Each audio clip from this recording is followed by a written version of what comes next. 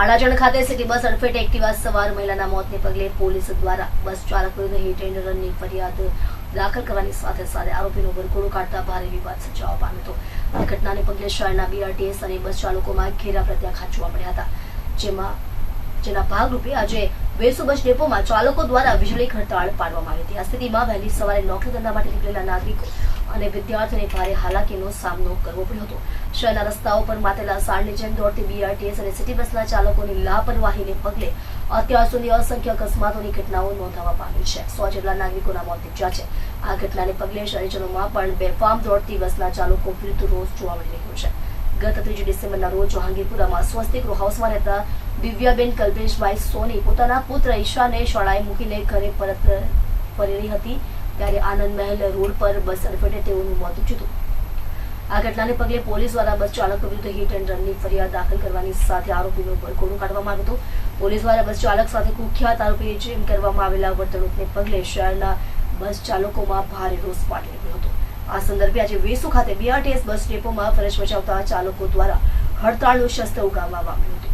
સાગમટે 60 જેટલી બસોના પૈડા થમી જતા નોકરી ધંધા માટે નીકળેલા શહેરીજનો અને શાળા કોલેજ જનારા વિદ્યાર્થીઓને પણ હેરાનગતિનો સામનો કરવો પડ્યો હતો। અચાનક જ બસ હડતાળને પગલે ના છૂટકે નાગરિકોએ વધુ રૂપિયા ચૂકવીને રિક્ષામાં મુસાફરી કરવાની નોબત આવી હતી। બસ ચાલકોની હડતાળને પગલે વહીવટી તંત્ર પણ દોડતું થઈ ગયું હતું અને ચાલકોની હડતાળ સમેટી લેવા માટે સમજાવવાના પ્રયાસો હાથ ધરવામાં આવ્યા હોવાનું જાણવા મળ્યું છે। આ અંગે ચાલકોએ જણાવ્યું હતું કે CCTVની તપાસ કરતા મોપેડ સવાર મહિલાની ભૂલ જણાઈ આવી હતી, તેમ છતાં બસ ચાલક વિરુદ્ધ હિટ એન્ડ રનની ફરિયાદ દાખલ કરવાની સાથે વરઘોડો કાઢવામાં આવ્યો હતો। અત્યાર સુધી બસ ચાલકનો જામીન પણ મળ્યા નથી અને જેને કારણે તેમના પરિવારજોની હાલત દયનીય થવા પામી છે। આ સ્થિતિમાં બસ ચાલક વિરુદ્ધ કુખ્યાત અને અસામાજિક તત્વની જેમ કાર્યવાહી કરનાર પોલીસ કર્મચારીને પણ સસ્પેન્ડ કરવાની માંગણી કરવામાં આવી છે। લોકોને આજે જે પોલીસ વાળાએ અને જે સાહેબોએ માર્યા છે જેનો વરઘોડો કાઢ્યો, હાલમાં પોલીસ સસ્પેન્ડ થવા જોઈએ। અમારો સુપરવાઇઝર જ્ઞાતિ માંડીને ગ્રીન ચેલના ડેપાવાળાને તમામ કાયદેસરની કાર્યવાહી થવી જોઈએ, એ અમારો કાયદેસરનો હુકમ છે અને આજ જેમાં નહીં કરવામાં આવે તો ઉગ્ર આંદોલન કરશું અને ભૂખ હડતાળ ઉપર બેસીશું અને કમિશનર ઓફિસે પણ જાણ કરશું। બધી વસ્તુ કરવા અમે તૈયાર છીએ। અમારો ડ્રાઈવરનો શું વાક, કેવી રીતની આવી એ જો તમે ત્યાંથી અમારે રસ્તા ઉપર ચાલુ હોય તો અમને કોઈ રિક્ષાવાળા બાઇકવાળા ગમે અમને જેમ તેમ બોલી શકે, ગમે એમ કાયદેસરનું કરી શકે તો એને કોઈ જોઈ નથી। એ સમજીને જો તમે BRT બસ અમે કઈ જગ્યાએ હાંકવી છીએ, કોઈ જાતનો એને કોઈ વસ્તુ છે જ નહીં અમારા ડ્રાઈવર લોકો ઉપર, તો ડ્રાઈવર ઉપર અમારી બીબી બચ્ચા શું કરવાના? આ લાલજીભાઈની ઘરવાળીને છોકરો બજાર રડે છે, તે પહેલાં 3 ડ્રાઈવરો સસ્પેન્ડ હો ગયા, તો એનો જવાબદાર કોણ છે?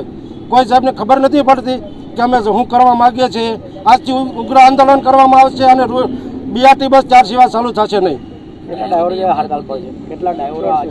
અમારા ડ્રાઈવરો છે 250 ડ્રાઈવરો હડતાલ ઉપર છે, પૂરેપૂરા બધા એક સાથે છે અને એક ડેપો બંધ કરવા અમે માગીએ છીએ। બધા ડ્રાઈવરોને અમે હુકમ કરવાના છે કે એક ડેપો બંધ કરો, અમારે ભૂખ હડતાલમાં તૈયાર થઈ જાઓ ત્યાં સુધીનો અમારો હુકમ। પોલીસ વાળાને કેવો એવો ગુનો ડ્રાઈવરે કરેલો હતો કે એને મારી નાખ્યો, CC કેમેરા તપાસ કરો, બધું કરો, જે કાયદેસર થતું એની વાંહે કાર્યવાહી કરો। બિનકાયદેસર હુકમ કરે છે ડ્રાઈવરો માટે? ડ્રાઈવરો કોઈ ખરાબ કરે છે? કોઈ ડ્રાઈવરે બળાત્કાર કરેલો છે, કોઈ ડ્રાઈવરે કોઈ વસ્તુ કરેલી છે તે જોવો। અને પોલીસ વાળાનો શું હુકમ છે કે ડ્રાઈવરને સીધો રોડ ઉપર બુટલેગરો કેટલા રખડે છે? નહીં, બુટલેગરો કેટલા રખડે છે? કેમ જ્યાં દારૂવાળા રખડે ત્યાં સાહેબને તો ભી પડે છે? કેવી રીતનું હું કરે? ચાલો સાહેબને બતાવું કે આ ખડવાનગરના પુલ હેઠે દારૂ વેચાય છે છોડે ધારે, તો ત્યારે એને ખબર નથી પડતી? અનુદાનના પુલ નીચે દારૂ વેચાય છે।